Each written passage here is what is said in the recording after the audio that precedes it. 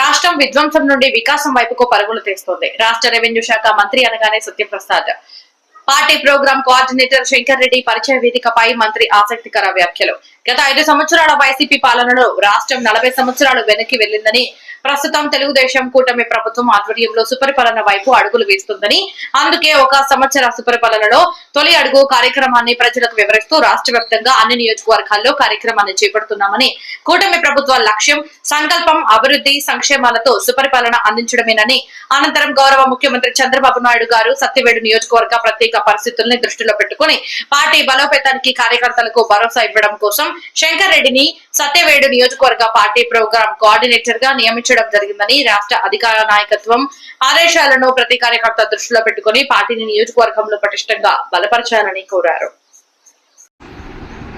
సుపరిపాలనలో తొలి అడుగు కార్యక్రమంలో పాల్గొన్న సత్యవేడు నియోజకవర్గం ఎన్నికల అబ్జర్వర్ శ్రీపతి బాబు మాట్లాడుతూ, కూటమి ప్రభుత్వం చేపడుతున్న ప్రతి కార్యక్రమం ప్రజలకు తెలియాలని గడప గడపకు వెళ్లామని, మా ప్రియతమ నాయకుడు గౌరవ ముఖ్యమంత్రి చంద్రబాబు నాయుడు గారు ఆదేశించారని, ఖచ్చితంగా కూటమి ప్రభుత్వం చేపడుతున్న ప్రతి కార్యక్రమం ప్రజలకు ఖచ్చితంగా తెలియాలని, అభివృద్ధిలో మరోవైపు సంక్షేమంలో ఎట్టి పరిస్థితుల్లోనూ ప్రభుత్వం రాజీ పడే ప్రసక్తి లేదని, బడుగు బలహీన వర్గాలు రాజకీయంగా సామాజికంగా ఆర్థికంగా ఎదగాలనేది గౌరవ ముఖ్యమంత్రి సిబిఎన్ గారి సంకల్పమని, నూతనంగా అధిష్టానం నియమించిన శంకర్ రెడ్డి గారి నాయకత్వాన్ని బలపరచాలని, పార్టీని నియోజకవర్గంలో పటిష్టంగా నిలబెట్టాలని కార్యకర్తలకు తెలిపారు.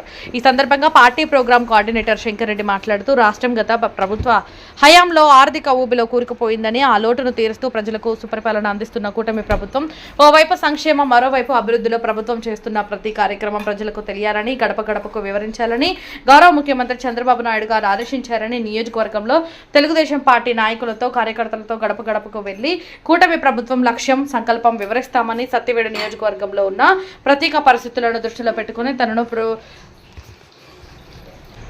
తనను పార్టీ ప్రోగ్రాం కోఆర్డినేటర్ గా నియమించినందుకు ముఖ్యమంత్రి గారికి, మా ప్రియతమ నాయకుడు మంత్రి నారా లోకేష్ గారికి ప్రత్యేక కృతజ్ఞతలు తెలుపుతున్నామని, వారి నమ్మకాన్ని నిలబెట్టే విధంగా నియోజకవర్గంలో ప్రతి కార్యకర్తకు ఖచ్చితంగా భరోసా ఇస్తున్నామని, నియోజకవర్గంలో పార్టీ బలోపేతానికి కార్యకర్తలు నాయకులతో కలిసి అహర్నిశలు కృషి చేస్తానని తెలిపారు. ఈ కార్యక్రమంలో తిరుపతి జిల్లా అధ్యక్షులు నరసింహ యాదవ్, మాజీ MLA Hemalatha, AP urban finance and infrastructure development corporation director Chandana, Sravanthi నాయకులు కార్యకర్తలు పాల్గొన్నారు.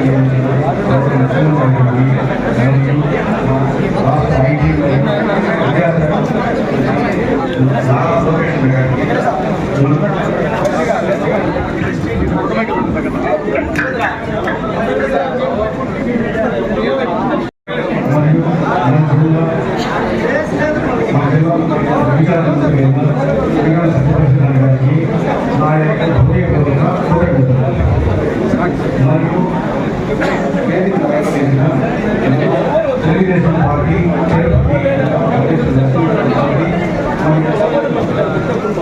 హేమలత మేడం గారికి మస్తారాణి గారికి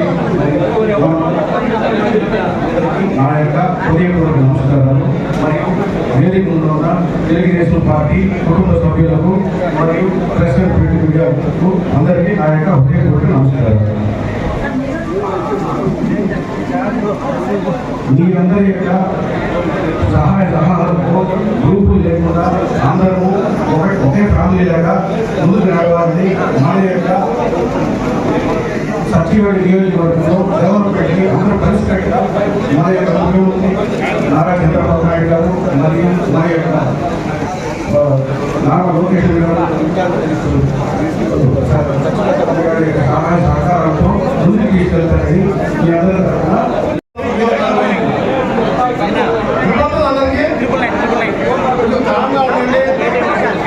దయచేసి కొంచెం కాగా ఉండండి. ఒక 10 నిమిషాలు వేడి కూడా ఉంది. కొత్త మనిషి రాలే వేడి బాగా అయిపోయింది. అంతా కూడా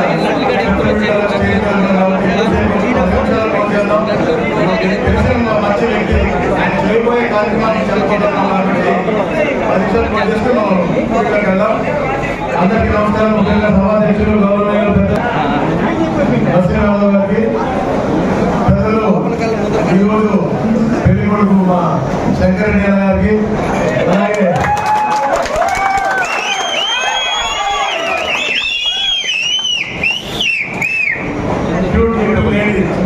మా సోదరి హేమలత గారికి, శ్రీమతి గారికి, అలాగే రెడ్డి గారికి పేరు మీద ముందు నడిపించి ఏదైనా కష్టాలు చేస్తున్నారు, కష్టాలు వచ్చిన ముందు బాధపడే మా కార్యకర్తలందరూ కూడా వచ్చి నమస్కారం తెలియజేసుకుంటారు. అలాగే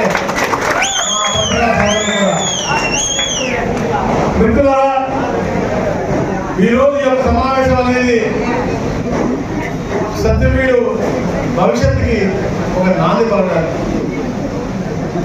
ఒక సందేశం ఇవ్వడానికి. తెలుగుదేశం పార్టీ కలిసిపోయినటువంటి సత్యవీడు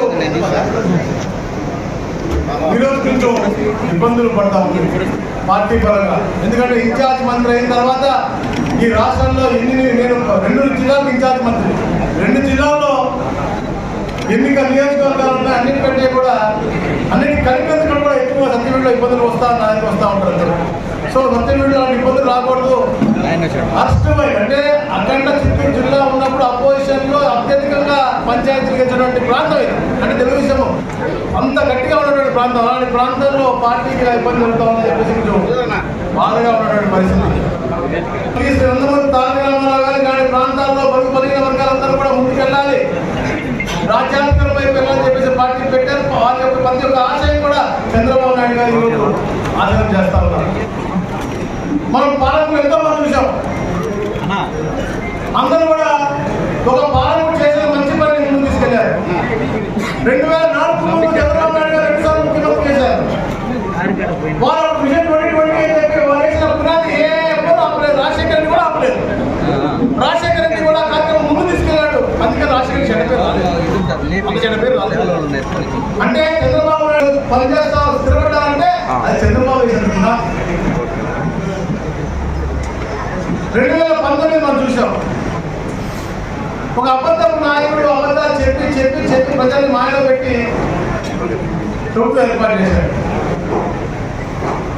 చంద్రబాబు నాయుడు వేసిన పునాదులు అంటే విభజన జరిగిన ఆంధ్రప్రదేశ్ మనం వేసిన పునాదులన్నీ కూడా చిన్న భిన్నమయ్యే విధంగా ఈ రాష్ట్రాన్ని విధ్వంసం చేసినటువంటి పరిస్థితి.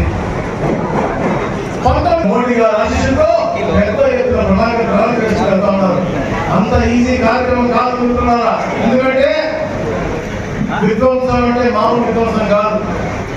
గత ముఖ్యమంత్రి అతనికి ఉన్నటువంటి డబ్బు ఆశ, ఎదుటి వాళ్ళు నాశనమైన పర్లేదు, నా కుటుంబానికి నా అమ్మాయిలకి డబ్బులు కావాలని భూములు కావాలని దురాశంతో మతంలో స్కాము, విద్యలో స్కాము, ఏది పట్టుకుంటే దాంట్లో స్కామ్. భూములు అయితే రోజుగా చూస్తా ఉన్నాం.